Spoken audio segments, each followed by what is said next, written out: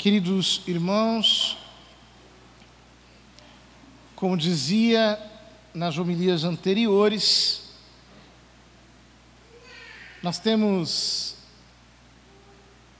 atualmente 4 possibilidades de missa de Natal. A primeira é a da vigília, a da espera. A segunda é a que celebra o ato do nascimento.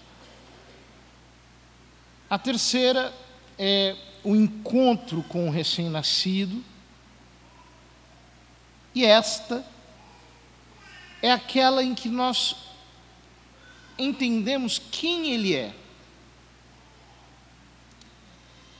E assim a igreja nos quer levar à contemplação da real identidade de quem é Jesus Cristo. Antigamente se dizia que o Natal era a festa de Deus Pai, com a sua oitava. A Páscoa era a festa de Deus Filho, com a sua oitava. E Pentecostes era a festa de Deus Espírito Santo, com a sua oitava. Oitava que hoje foi suprimida desde 1969. Ora, por que o Natal é a festa de Deus Pai? Se o que nós celebramos é o nascimento de Jesus Cristo, que é a segunda pessoa da Trindade. Para entender isso e as consequências que isso traz para a nossa vida espiritual, eu queria partir de um exemplo que tem muito a ver com a homilia que fiz ontem na noite de Natal, em que falei sobre o nascer. E dizia o que significa efetivamente nascer. Santa Clara de Assis, no momento da sua morte, recebeu do céu uma intensa consolação. E ela começou a exclamar: obrigado, meu Deus, por eu ter nascido. Obrigado, meu Deus, por eu ter nascido. Obrigado, meu Deus, por eu ter nascido. E ela morreu dizendo isso. Obrigado, meu Deus, por eu ter nascido. Não parecia, de fato, que ela estava morrendo. Parecia que ela estava nascendo.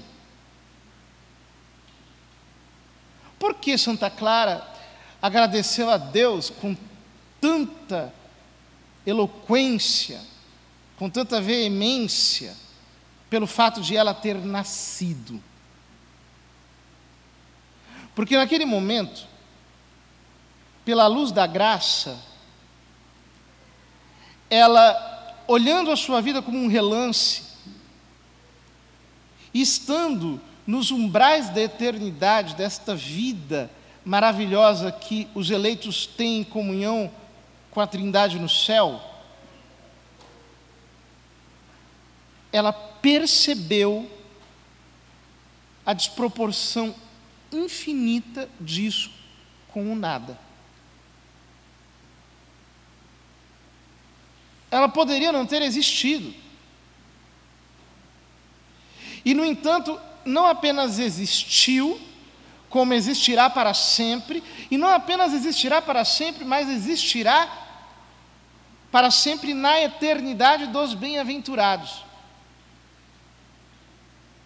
Então, a sua existência, e mais do que a sua existência enquanto um ser humano, enquanto um ser vivo e humano, que tem uma alma imortal, é um dom impressionante, razão de todos os demais dons. Por isso que, nos umbrais da eternidade, dando-se conta disso, ela só soube agradecer a Deus pelo fato de ela ter nascido. Pensemos que tamanha gratidão é essa. E, por outro lado, que tamanha ingratidão a nossa, que sequer jamais pensamos nisso. Pelo contrário, nós reclamamos de tudo, nada está bom, as coisas para nós são todas cheias de queixa. Nós não lembramos frequentemente de agradecer a Deus o privilégio de existir e de ter uma vida real, humana, e sermos conscientes disso, e de podermos fazer a escolha de viver com Deus felizes para sempre na eternidade. Ora, diante de Santa Clara, a nossa consciência da vida e a nossa gratidão pela vida é uma verdadeira ingratidão, é uma vergonha. Agora, façamos um salto. Se esta era a gratidão que havia na alma de Santa Clara, qual não devia ser a gratidão que havia na alma de Nossa Senhora?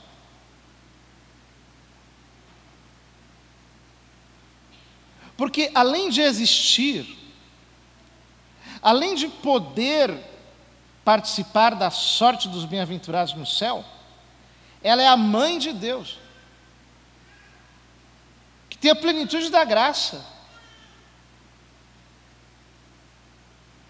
A gratidão da alma de Nossa Senhora devia ser explosiva, inclusive porque ela tinha luzes para perceber tudo isso de um jeito muito, muito mais profundo do que a própria Santa Clara. A gratidão de ser, a gratidão de nascer, a gratidão de ser a mãe de Deus, escolhida de um modo totalmente gratuito.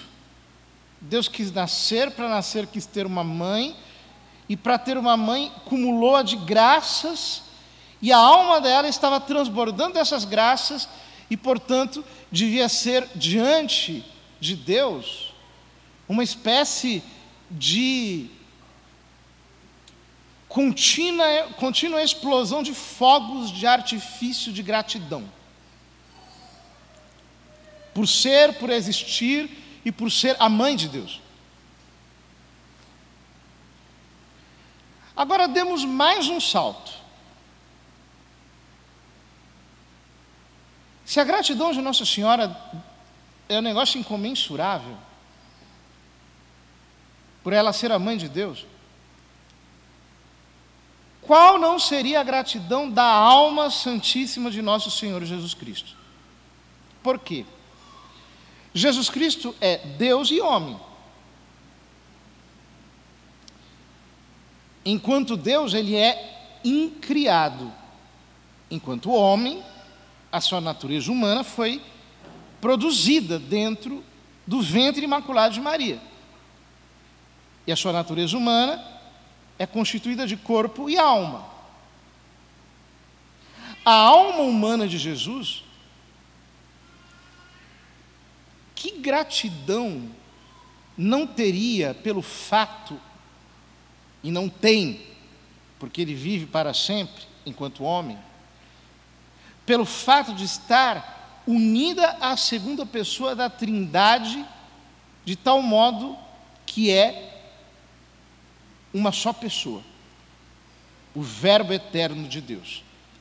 A alma humana de Jesus Cristo deve ser todo um contínuo fluxo de gratidão por essa união que nós sequer conseguimos vislumbrar à distância, que é a felicidade que existe na alma dele, pelo fato dele ser Deus e ao mesmo tempo homem.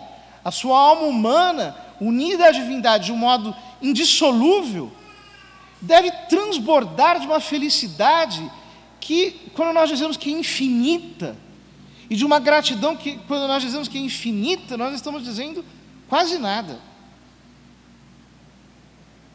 Não existe alma mais feliz, alma mais agradecida do que a alma santíssima de nosso Senhor Jesus Cristo. Por essa união com a natureza divina.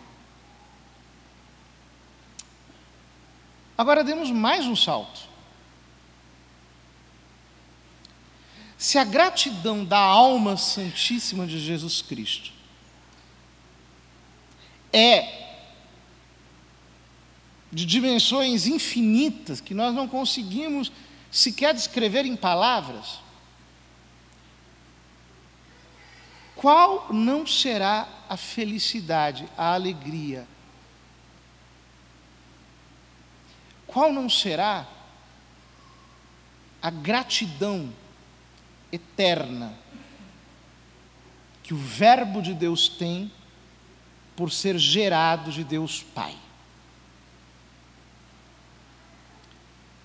Porque a Trindade Santíssima é eterna.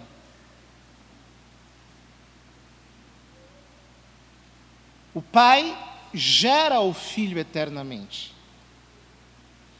E do Pai e do Filho procede o Espírito Santo eternamente. E nós dizemos no credo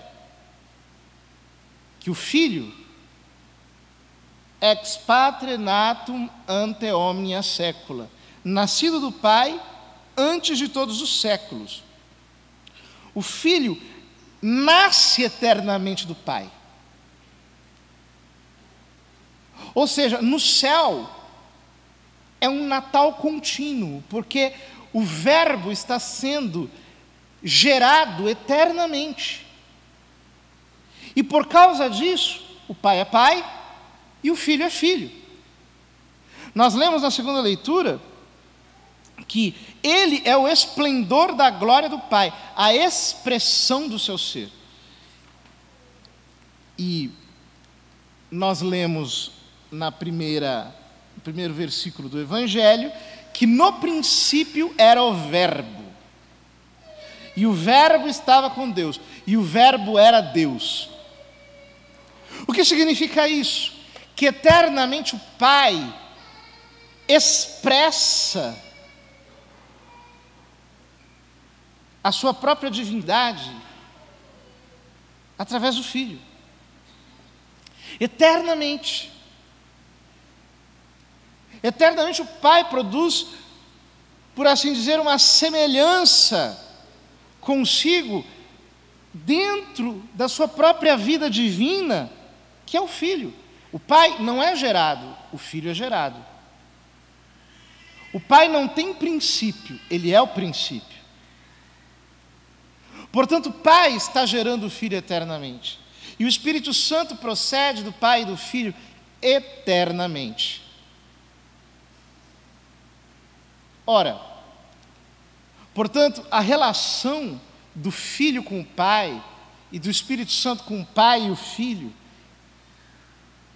é de uma felicidade, de um reconhecimento, de uma gratidão simplesmente divina. Porque o Pai é o princípio sem princípio. Ele é o princípio do nascimento eterno do Verbo. É por isso que quando nos quis salvar,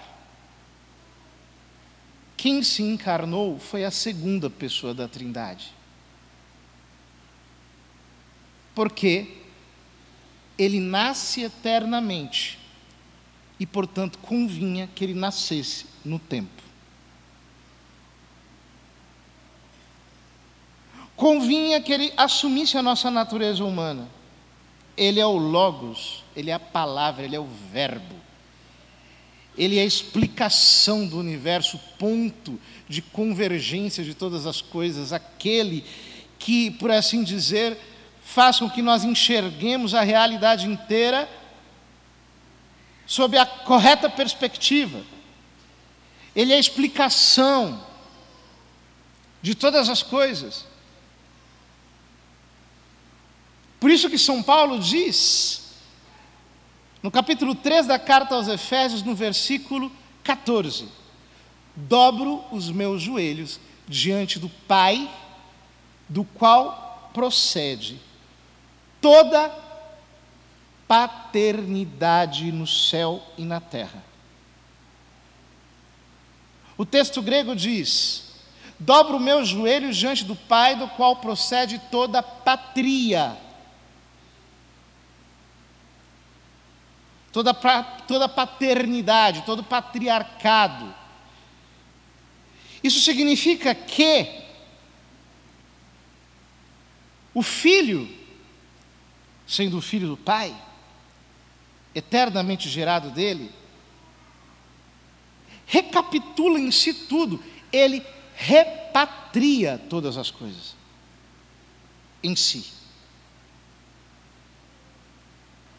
Ele assimila todas as coisas na sua própria filiação. É justamente porque, pela encarnação, ele se fez homem, ele nasceu e nos deu pela fé a oportunidade de nos associarmos a ele, de sermos membros dele. É exatamente por isso que ele repatria tudo. Ele faz com que tudo volte ao seio do Pai. Ele que sempre vive in sinu patris, no seio do Pai, repatria, restitui ao seio do Pai, pela fé, a todos aqueles que creem no seu nome, aos quais ele deu, diz o texto do Evangelho, a exousia de se tornarem filhos de Deus. Exousia. Exousia é um poder que vem da ousia, que vem da essência, que vem da substância. Pela graça, ele nos transformou de tal modo que nós nele somos filhos. E nós podemos ser, portanto, considerados a partir desse seu nascimento eterno e desse seu nascimento no tempo, repatriados na sua filiação. O Natal é a festa da filiação divina. É a festa em que nós podemos olhar para este bebê e vivermos, como nos diz São Pedro, quasi modo geniti infantes, como crianças recém-nascidas. Nós podemos olhar para o Filho e nos reconsiderarmos nele. Nós podemos olhar para o nascimento do Filho e entender que nós estamos acoplados nesse seu nascimento eterno. E é dali que brota toda a família no céu e na terra. Por isso que o Natal é a festa da família, em todos os níveis, espirituais, humanos. Ela reforça os laços, ela intensifica tudo. Por quê? Toda a família recebe o seu nome, do Pai, como diz São Paulo, deste Pai que gera o Filho eternamente. Geração na qual nós fomos enxertados pela encarnação, à qual nós aderimos pela fé.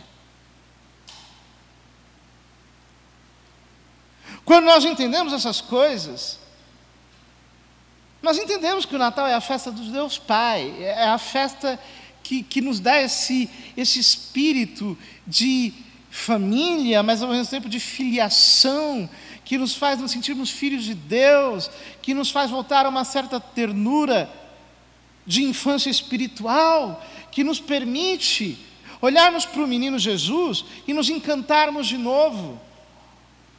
Alguns irmãos não entendem por que vocês católicos celebram o Natal e celebram a devoção a Jesus menino, se ele cresceu, se ele morreu na cruz. Não parece algo um pouco arcaico? Não. Pelo simples fato de que no céu o Natal é eterno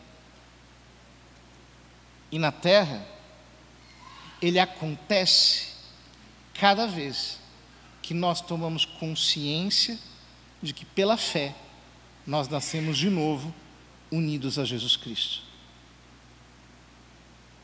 Portanto, é Natal para quem crê. E por crer é filho de Deus. É Natal para quem se entrega a Jesus de verdade e tem nele o seu verdadeiro Salvador. É Natal para quem entra na vida de Deus mediante Cristo. E que coisa fantástica, porque pela sua santíssima humanidade, ele nos empurra para dentro da intimidade da Trindade. Então nós nos tornamos nele filhos de Deus Pai pelo Espírito Santo. Nós passamos a viver na vida da Trindade, cujo princípio é o Pai, e adorá-lo na expressão máxima da beleza da sua glória. É por isso que na Santa Missa a Igreja dirige todas as suas orações ao Pai, por Cristo no Espírito Santo. Porque é neste movimento de retorno ao Pai, de repatriação em Cristo, para a vida da Trindade, da qual o Pai é princípio, que a Igreja inteira caminha e, por assim dizer, dentro dele nos projeta.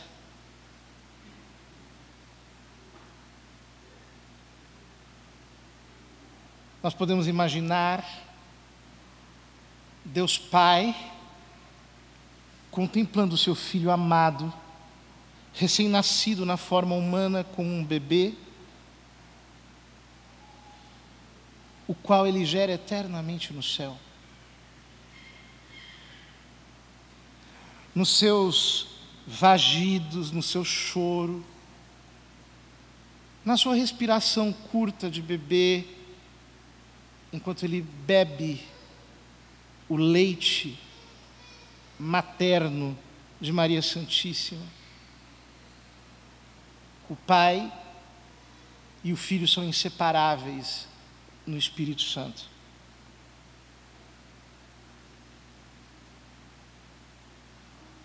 Nós podemos ver o Pai olhando para o Filho e dizendo: Tu és o meu filho. Eu coloco todo o meu prazer em Ti, todo o meu contentamento em Ti. Eu sou testemunha de todos os movimentos da Tua alma, desde o ventre de Maria Santíssima,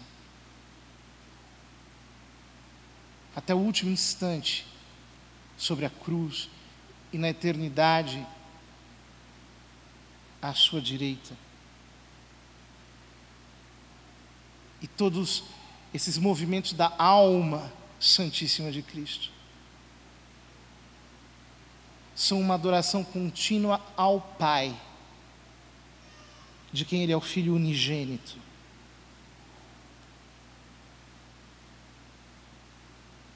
Todos nós podemos fazer-nos pequenos para, pela fé, nos associarmos ao mistério da infância divina do Salvador.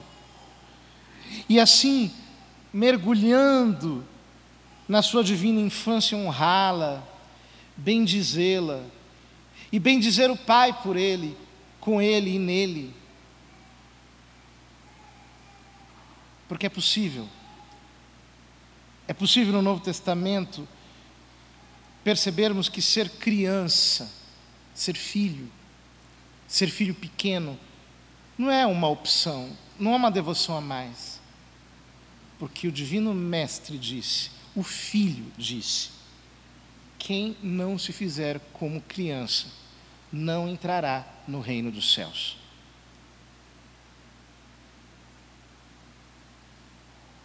Portanto, despojemo-nos das nossas grandezas e entremos na filiação de Cristo, olhando para o Pai com todo o nosso coração enamorado, encantado.